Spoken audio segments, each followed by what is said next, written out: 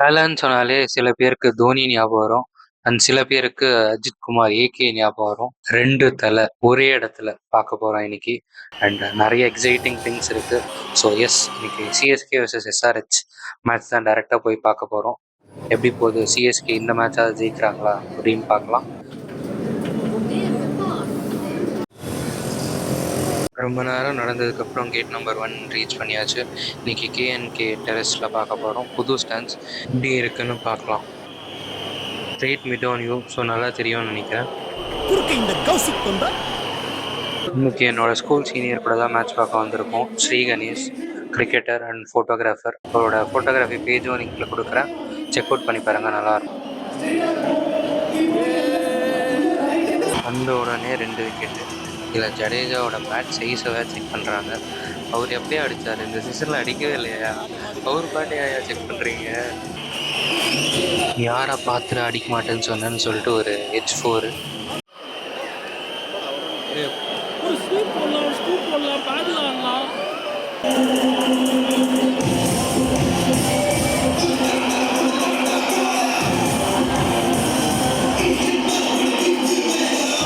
Reviews வந்தோடனே கொஞ்சம் boundaries வந்துச்சு, கொஞ்சம் பாசிட்டிவாக இருந்துச்சு. இன்டென்ட்டும் லைக் நல்லா ஒரு யங் பிளேயர் கான்ஃபிடென்ட்டாக ஆடுற மாதிரி இருந்துச்சு.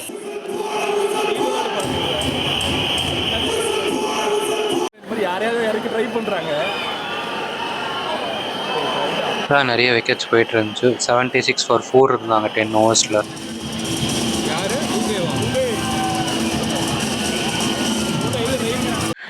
என்னடா மேட்ச் நடக்குது, கிரவுண்டை பார்க்காம இவங்க வேற எங்கேயோ பார்த்துட்டு இருக்காங்களே, என்னடா அது அப்படின்னு பார்க்குறதுக்குள்ள ஒரு 6 பிரவேஸ் கிட்ட இருந்து. ஸோ டைரெக்டாக பார்க்க மிஸ் பண்ணிட்டோம். நானும் அந்த ரிப்ளேயில் தான் பார்த்தேன்.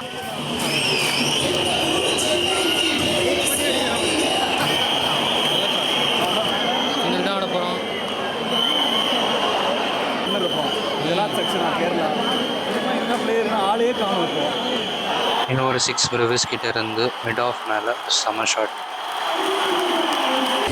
ஆடியன்ஸ்லாம் வேற எங்கேயோ பார்த்துட்டு இருக்காங்களே, அது என்னன்னு புரிகிறதுக்கே கொஞ்சம் டைம் ஆச்சு.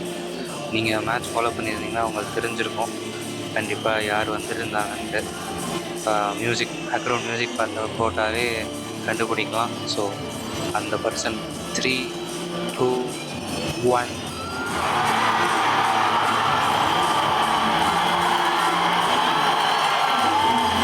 எஸ், ஏகே வந்திருந்தார். எங்கள் ஸ்டாண்ட்ஸ் டெரஸ் ஜஸ்ட் பிலோ தான் உட்காந்துருந்தாரு போல். அதான் எல்லாம் வெட்டி பார்த்துட்டு இருந்தாங்க.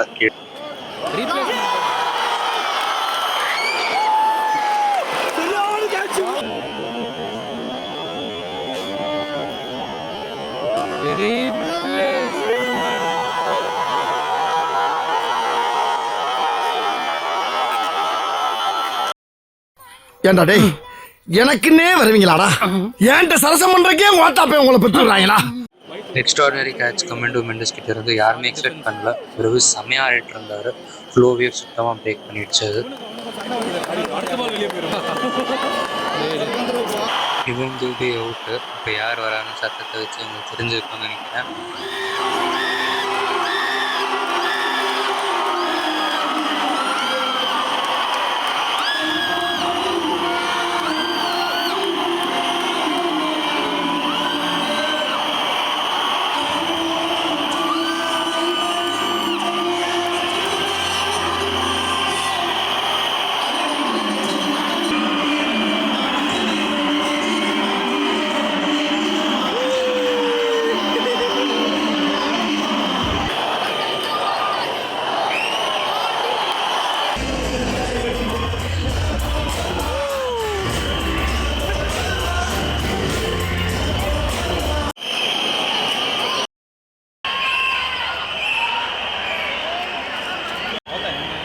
தோனி உள்ளே வந்தோடனே ஸ்பின்னர் உள்ளே கொண்டு வந்துட்டாங்க.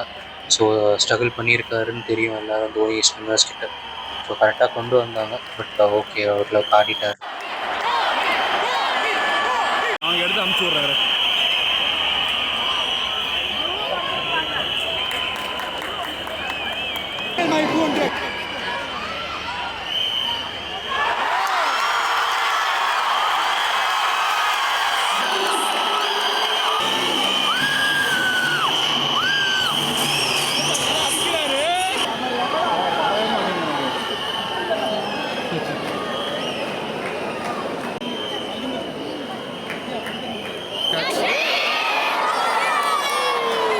இந்த மேட்சும் பெருசாக ஸ்கோர் பண்ண முடியல, கையில் கேட்ச் கொடுத்துட்டு போயிட்டாரு.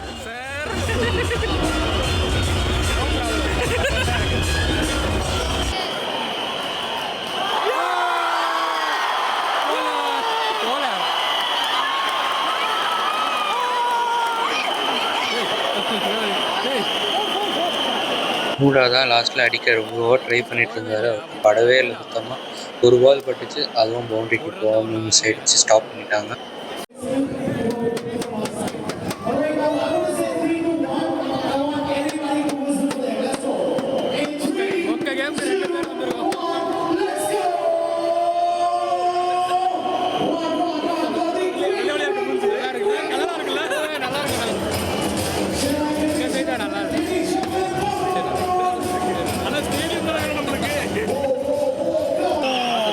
இன்ட்ரெஸ்ட் எனக்கு தெரியும்.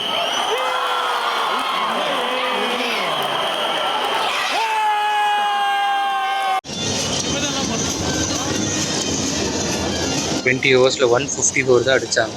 ஸோ அதுக்குள்ளே ஆல் அவுட் ஆகிட்டாங்க. பார்க்கலாம் செகண்ட் இன்னிங்ஸ் எப்படி போகுதுன்ட்டு. பாருங்க, எல்லோரும் எக்கி ஏகேவை பார்த்துட்டு இருக்காங்க, தலையை பார்த்துட்டு இருந்தாங்க. ஸோ இன்றைக்கி 2 தலையும் ஒரே மேட்ச்சில் பார்த்ததில் எல்லோரும் ஹாப்பின்னு நினைக்கிறேன். அண்ட் ஆல்சோ எஸ்கே வந்திருந்தாங்க அப்படின்னு சொல்லியிருந்தாங்க.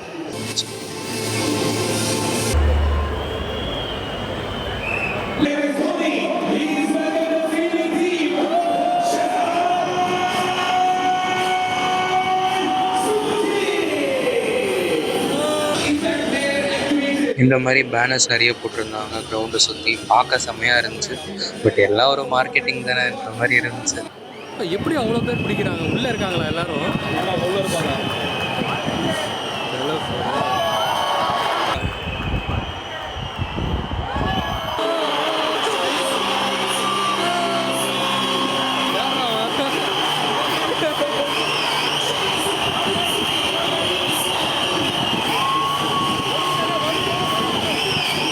வழியாக ஒரு பிரேக் த்ரூ கிடச்சிச்சு சிஎஸ்கேக்கு. அந்த சின்ன பையன் பயங்கர எமோஷனலாக கத்திட்டு இருந்தான். ஏதோ ட்ரீம் லெவனும் அதோ பார்த்துட்டு இருந்தான். விக்கெட் வினாலும் பயங்கர emotional. CSK already out of the tournament இருந்தாலும் அவ்வளோ எமோஷனலாக கத்தினதை நாங்கள் சொல்லி சிரிச்சிட்டு இருந்தோம்.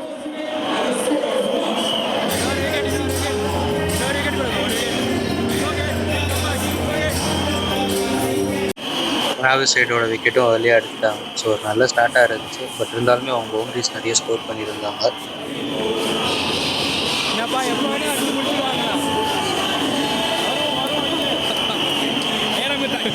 டைம் இருக்கு வரும்.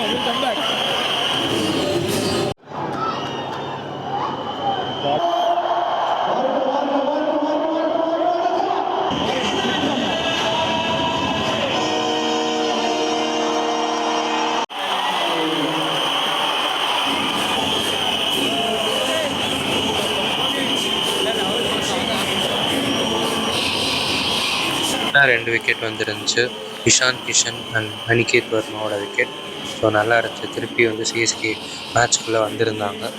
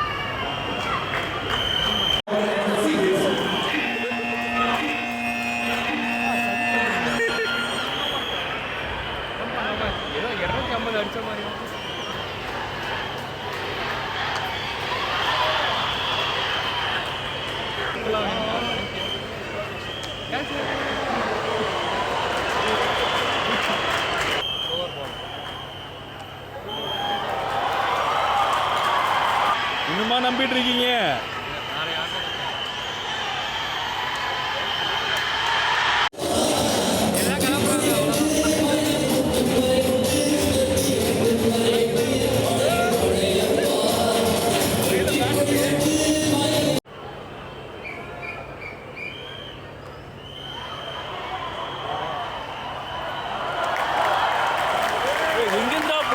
மட்டும்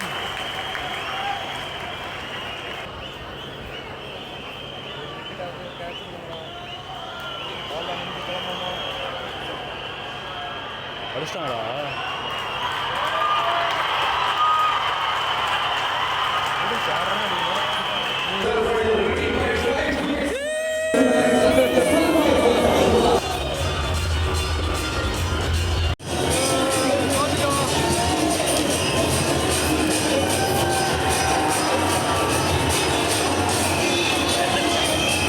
எஸ்ஆர்ஹெச் ஈஸியாகவே வின் பண்ணிட்டாங்க. 154 ரொம்ப குறைவாக இருந்துச்சு. என்னதான் விக்கெட்ஸ் நிறைய எடுத்தாலுமே 5 விக்கெட்ஸ் எடுத்தாங்க. பட் ரன்ஸ் லீக் பண்ணிகிட்டே இருந்தாங்க.